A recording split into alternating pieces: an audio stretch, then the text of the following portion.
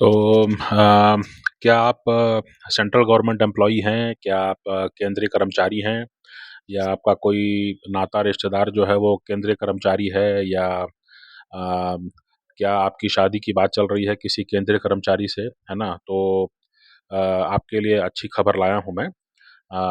जो केंद्रीय कर्मचारी जो हैं, जो सेंट्रल गवर्नमेंट एम्प्लॉइज़ हैं और जो पेंशन भोगी हैं, है ना? नरेंद्र मोदी की सरकार पर उनकी नज़र टिकी हुई है। इसके पीछे कारण ये है कि जल्द ही जो है 8वें वेतन आयोग के गठन की घोषणा कर सकती है और यह आयोग जो है कर्मचारियों और पेंशन भोगियों के वेतन और पेंशन में देश की वर्तमान आर्थिक स्थिति के अनुसार संशोधन की सिफारिश करेगा।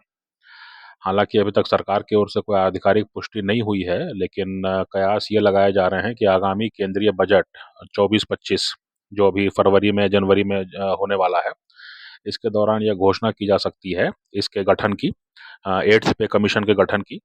और यदि इसे मंजूरी मिलती है तो बदलाव जो है वो जनवरी 2025 से लागू हो सकते हैं।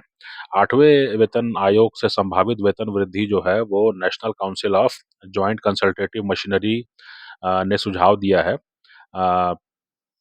कि केंद्रीय कर्मचारियों का वेतन जो है वो 2.86 फिटमेंट फैक्टर के आधार पर बढ़ाया जाए।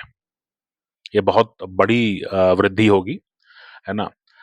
यदि इसे लागू किया गया तो वेतन जो है वो 2.86 गुना तक बढ़ सकता है। अब ये फिटमेंट फैक्टर क्या है? तो फिटमेंट फैक्टर जो है वह मापदंड है जो वेतन और पेंशन की पुनर्गणना के लिए उपयोग किया जाता है। तो 7वें वेतन आयोग में फिटमेंट फैक्टर जो है वो 2.57 था। इसने न्यूनतम वेतन को 7,000 रुपए से बढ़ा करके 18,000 रुपए कर दिया था। यदि 2.86 फिटमेंट फैक्टर होता है तो केंद्रीय कर्मचारियों का न्यूनतम वेतन जो है 18,000 से बढ़ करके 51,480 रुपए तक हो सकता है। इसीलिए अगर आपका कोई रिश्तेदार है या अगर आपकी शादी की बात चल रही है किसी केंद्रीय कर्मचारी से तो जो है थाम के रखिए, जल्दी फैसला मत लीजिए, है ना? कम से कम बजट तक का वेट कीजिए। तो मैं फिर से दोहरा देता हूँ, केंद्रीय कर्मचारियों का जो न्यूनतम वेतन है वो 18,000 से बढ़ करके 51,480 रुपए तक हो सकता है। पेंशन पर भी होगा इसका असर, यानी पेंशन भोगियों को भी इससे बड़ा फ़ायदा हो सकता है। वर्तमान में जो है पेंशन न्यूनतम पेंशन जो है 9,000 रुपए है। अ, और यदि जो है 2.86 फिटमेंट फैक्टर लागू होता है तो न्यूनतम पेंशन जो है वो 25,740 रुपए हो जाएगी।